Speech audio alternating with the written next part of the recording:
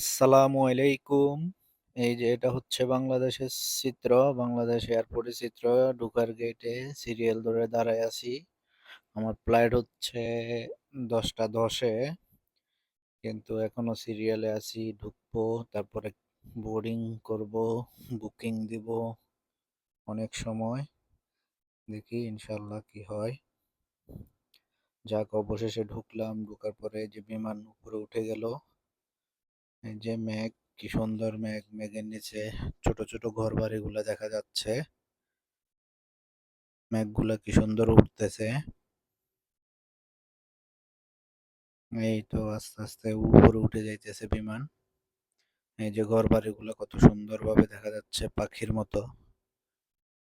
এই যে মেঘগুলা কিভাবে হাঁটতেছে। এই যে 35,000 ফিট উপরে উঠে গেছে, একদম মেঘের উপরে। এখন মনে হচ্ছে যে বিমানটা চলতেছে না, স্থিরভাবে বসে আছে। উপরে উঠলে বিমান এভাবে বোঝা যায়, মনে হয় যে চলতেছে না। এই যে হালকা হালকা করে ইয়ে করতেছে। এই তো ল্যান্ডিং করে ফেললো চায়নাতে, কোয়াংজু। ঢাকা থেকে কোয়াংজু চলে আসছি।